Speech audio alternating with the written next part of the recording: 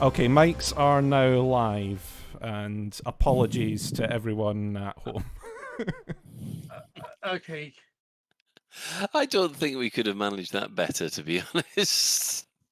Yeah. So for the live listeners, I was just going on about how NASA managed to make an absolutely shocking presentation, and then of course Chris's computer over here, and we melt, and we go off and do exactly the same. For the podcast listeners, none of this will have ever happened as we go Nope. back into the very beginning again. So are you So- accusing NASA bots of hitting the PC? I think you're right there, Shan, but I want to be quick because. So yeah, earlier today, NASA went off and released the first images from James Webb. They released a set of 5, 4 of which make for very, very pretty things to look at. And one of which is basically a bar graph showing lots of pretty scientific data, but it's not exactly something I'd make into a screenshot. My favorite one personally is showing the cosmic cliffs, which it just looks almost like a photograph. It's just absolutely gorgeous, and the actual image of it's a crazy resolution. It's an over 100 megabyte PNG file, and it looks absolutely beautiful. Showing the galaxy in depth we've never ever seen before. Then there's another one called Stephen's Quintet, which is basically 5 galaxies all being warped by a black hole to bring them into, almost into high definition, and looks absolutely freaking amazing. Then we've got one which is a star blowing up and killing itself, and NASA have always known, or astronomers have always known, it was a binary star, but James Webb could actually see the freaking binary star. It's not just, here's a pixel of light. No, here's 2 very distinct pixels of light, and it looks freaking glorious. And the final one that looks pretty is, you remember how Hubble did the sort of its image showing like the oldest part of the galaxy? Well, James Webb's basically taken that and said, "Hold my beer." And again, it's showing us. It's almost showing us the Big Freaking Bang. I think. It's absolutely amazing. And is that the one with all of the galaxies in it and stuff? That's the one with all the galaxies and the gravitational lensing.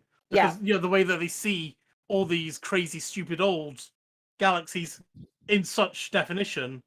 So they're using the gravity as a freaking lens. According to NASA, that is the equivalent of sky if you were to hold a grain of sand at arm's length. That is the equivalent of what you can see in the sky, and that is outstanding. Yeah. To coin a phrase, oh my god, it's full of stars. Well, galaxies.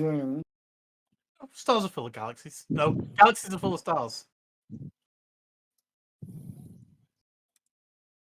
So yeah, it's just the stuff that it's producing and how fast Webb is just phenomenal. So yeah, go science, I guess. Excellent. Yeah. Well, obviously, for those of you that want to see that, we'll put a link in the show notes where there's some fantastic images ready for you to review. Does anybody have any quick any other business before we close the show out? We almost made it. I know we almost made it, but yeah. Psychic, have you got a new flight assist to plug? Oh no, we're taking a break. We're back. We're back in August. Oh, right. Okay then. Well, in that case, I will then start and close the show out. So the next episode of The Dex Legacy, The Hunt, will premiere on Lave Radio next week at 8 o'clock. Now, I'm not sure about this yet because the weekend after LaveCon, we never have a Lave radio episode because everyone's knackered and recovering. So Yeah, we'll I don't just think have to we'll wait. have one next week, will we? Yeah, I think we'll just have to wait and see. However, our sister station, Hutton Orbital Radio, it normally broadcasts on a Thursday. I don't know whether they're doing it this Thursday either. Not sure. Not sure. But you can find them at twitch.tv Hutton Orbital Truckers or redo.forthemug.com. For the discerning commander that likes a bit of CQC action, check out the CQC Discord at discord.me/Elite Dangerous CQC. Also giving shout outs to the following podcasts, which as Allograb AM, the Canon podcast, Spanish speakers have the Elite Cast, there's the Fatherhood podcast, of course, as we said, Flight Assist, Guard Frequency, Loose Screws, and Squeaking Fuel. Following this, we do have the latest Galnet news digest that's provided by Commander Witherspoon and the wonderful Commander Beetlejude, and who has been annoying you in Game World then, Ben?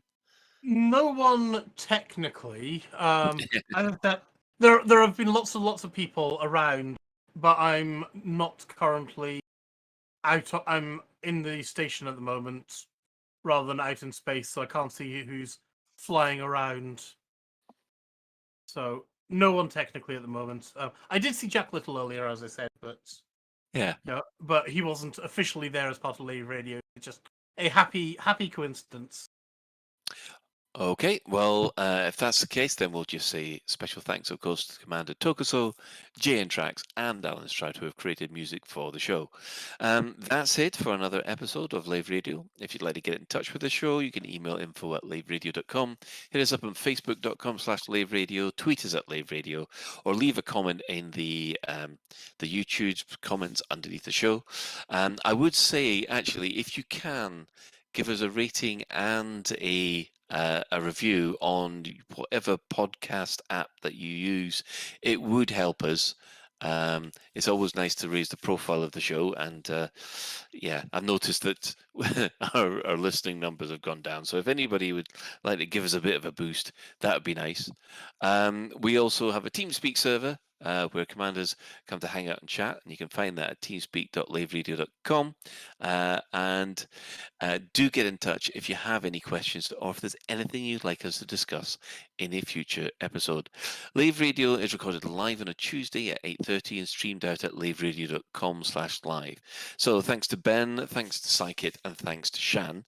And special thanks, of course, goes to today's tech specialist with the melting machine, the Chris Mark IV. So until next time, commanders, fly safe. And if they can't do that, well, we'll see you at LaveCon.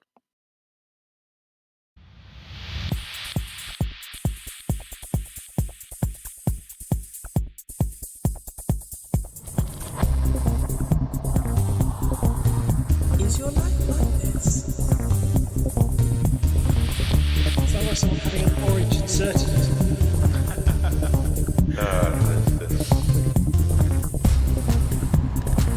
Need a safe word.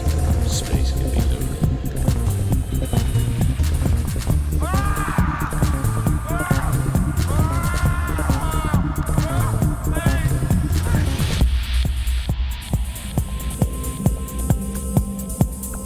I'm gonna see the galaxy.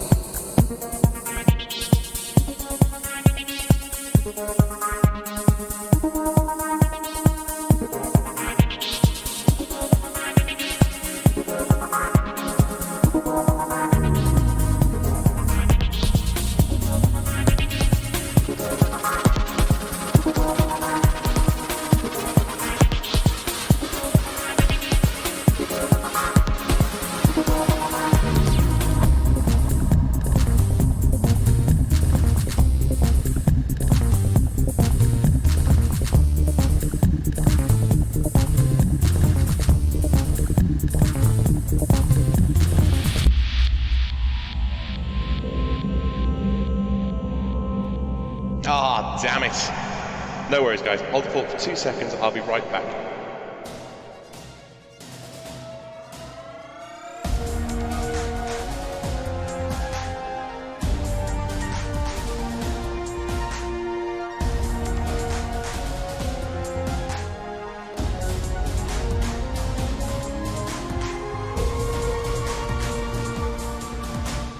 Galnet News Digest, 12th of July 3308. We read the news so you don't have to.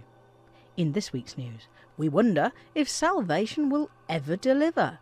The FIA is still trying to catch up with Oberon Church, and we hear tales of the Barnacle Triangle.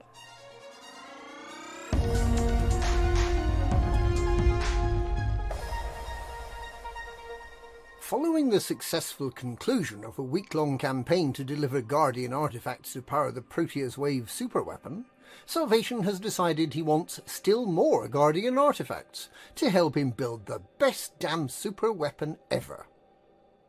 The Proteus Wave will, according to the aging self-styled Messiah, be the weapon to end all wars between humans and Thargoids forever. Built using a 200-year-old recipe that was recently discovered at the Proteus Anaconda in Trapezium Sector YU-X C1-2, this latest version uses Guardian artifacts to create a massive tuned electromagnetic pulse that will either destroy Thargoid technology or make it run away very quickly.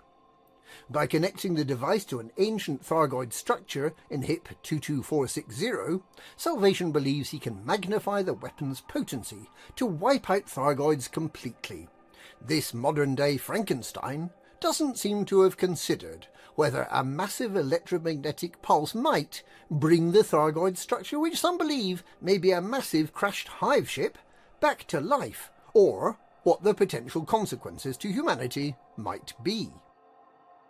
But we're going to have to wait to find out. Having used up all the Guardian artifacts that he stole from the megaship Alexandria, Salvation, who is renowned for his work on the mycoid virus 150 years ago, began to believe that he could make a bigger and better weapon than he'd initially envisaged. Turning to crowdfunding to get more Guardian artifacts, his initial goals were rapidly surpassed with the help of more than 2,000 contributors.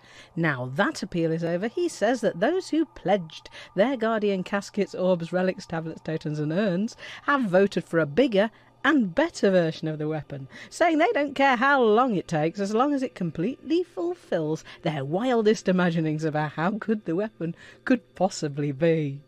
And so, Azimuth Biotech has renewed its appeal for yet more Guardian technology to be delivered to the Bright Sentinel megaship, which is in orbit just above the assembly site of the Proteus Wave on planet 10b in HIP 22460. Azimuth Biotech's Commodore Morag Halloran has specifically asked for more commanders to take part and has encouraged existing participants to share their referral codes. She is believed to be investigating the possibility of a free fly weekend to encourage more pledges. And Azimuth has cranked out another near-identical reward paint job. Only this time, it's coloured gold. Some naysayers have suggested that this further appeal is simply a stalling tactic, and that Salvation can make more credits by having his superweapon in a state of perpetual development than by firing the finished product. Others have argued that attempting to wipe out an entire sentient alien species is fraught with moral ambiguities, and that perhaps Azimuth Biotech's Ethics Committee might like to consider alternative strategies. Whatever and whenever it eventually happens, after all this waiting, it had better be good.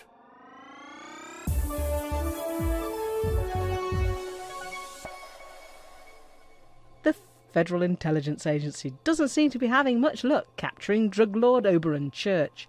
They've been trying to catch up with this cunning crime boss for at least 3 years, and he keeps slipping the net. It's widely believed that Church, who masterminds the biggest and baddest drug cartel in the Federation and who markets insanely addictive narcotics, has FIA agents working for him. He has previously been able to penetrate FIA headquarters on Mars to assassinate an informer. The FIA has had some success arresting members of the gang and confiscating huge numbers of assets, but Oberon Church remains elusive. There are early signs that the FIA may be on the verge of appealing for assistance to capture this wily criminal, who apparently thinks of himself as the Man of Smoke. The controversial Proactive Detection Bureau is believed to be working to decrypt messages it found on confiscated data drives, which unbelievably may include the exact coordinates of Church's top-secret hideout. But with the FIA having broadcast widely that they're on the verge of discovering his secret lair, it seems possible that Church may, over the next few days, choose to move to a different top-secret hideout where he can remain concealed indefinitely. It remains to be seen whether there will be a week-long standoff between the FIA and the remainder of the Red family when the PDB finally decrypts those floppy disks.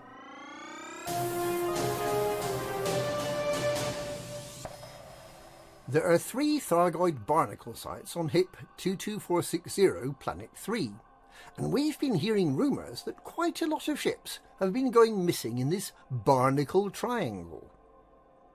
Commander Asimur and Commander Alec Turner are 2 of the commanders whose ships are believed to have vanished mysteriously in this 3-sided, 3-verticed surface.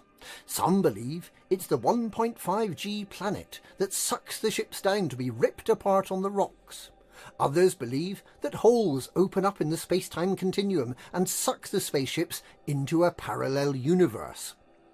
Still others have noted that Thargoid interceptors, normally observed to be entirely peaceful while munching on meta-alloys, appear to have a grudge against human ships and will open fire without warning, ripping another ass in the victim's ASP, or DBX, and leaving them with an inconvenient apex ride to the nearest shipyard more than 80 light-years away to pick up their replacement ship. Who knows which of these theories are true? Anyone wishing to perform practical experiments to see for themselves are encouraged to visit the barnacle forest labelled as Barnacle 3 on HIP 22460, Planet 3. And that's this week's Galnet News. Galnet News. Well, the Spoon writes the news, so don't blame me.